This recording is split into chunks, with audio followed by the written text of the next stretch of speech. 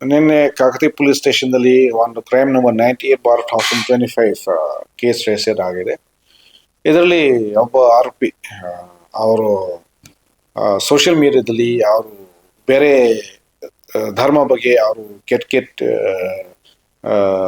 ವರ್ಡ್ಸಿಂದ ಅವರು ಬರೆದಿದ್ದಾರೆ.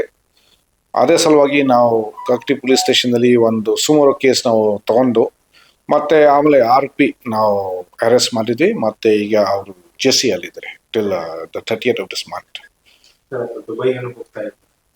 ಹೌದು, ಆಕ್ಚುಲಿ ಅವರು ಆಲ್ರೆಡಿ ದುಬೈ ಹೋಗಕ್ಕೆ ರೆಡಿ ಆಗಿದ್ದಾರೆ. ಮತ್ತೆ ಆಲ್ರೆಡಿ ಫ್ಲೈಟ್ ಟಿಕೆಟ್ಸ್ ಕೂಡ ಅವರು ಬುಕ್ ಮಾಡಿದ್ರೆ. ಮತ್ತೆ ನಾವು ಅರೆಸ್ಟ್ ಮಾಡಾಗ ಕೂಡ ಅವರು ಬಸ್ ಅಲ್ಲಿದ್ರಿ ಬ್ಯಾಂಗ್ಳೂರ್ ಬಿಟಕ್ಕೆ. ಆವಾಗ ನಾವು ನಮ್ಮ ಟೀಮ್ ಅಲ್ಲೇ ಹೋಗಿದ್ವಿ ಮತ್ತೆ ಅವ್ರಿಗೆ ಅರೆಸ್ಟ್ ಮಾಡಿದ್ವಿ. ಸೊ ಇದರಲ್ಲಿ ನಾನು ಎಲ್ಲರಿಗೆ ಒಂದು ಬಹಳ ಇಂಪಾರ್ಟೆಂಟ್ ವಿಷಯ ಬಗ್ಗೆ ನಾನು ಹೇಳಬೇಕು. ಅಂದ್ರೆ ಸೋಷಿಯಲ್ ಮೀಡಿಯಾದಲ್ಲಿ ಅಥವಾ ರಿಯಲ್ ಲೈಫ್ದಲ್ಲಿ ನಾವು ಈ ಬೇರೆ ಜಾತಿ ಬಗ್ಗೆ, ಬೇರೆ ಧರ್ಮ ಬಗ್ಗೆ, ಬೇರೆ ಜನ ಬಗ್ಗೆ we should avoid all kind of insults R spreading hatred against them.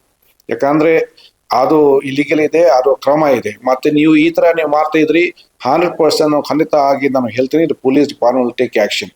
ಈ ಕೇಸಲ್ಲಿ ಕೂಡ ಅವರು ದುಬೈ ಹೋಗಕ್ಕೆ ರೆಡಿ ಆಗಿದ್ರೆ ಮತ್ತೆ ಆಲ್ರೆಡಿ ಯುಎಸ್ ಬಸ್ ಆದ್ರೂ ನಾವು ನಮ್ಮ ಎಫರ್ಟ್ಸ್ ಇಂದ ನಾವು ಅವ್ರಿಗೆ ನಾವು ಪಿಕಪ್ ಮಾಡಿದ್ವಿ and we have arrested him and we have sent him to jail. So this should serve as a warning to everyone. ಈಗ ಸೋಷಿಯಲ್ ಮೀಡಿಯಾದಲ್ಲಿ ಬಹಳ ಅಂದ್ರೆ ಸೋಷಿಯಲ್ ಮೀಡಿಯಾದಲ್ಲಿ ಈಗ ಒಂದು ವರ್ಡ್ ಸರ್ಕ್ಯುಲೇಟ್ ಆಗ್ತಾ ಇದೆ, ಸೋಷಿಯಲ್ ಮೀಡಿಯಾ ವಾರಿಯರ್ಸ್ ಅಂತ.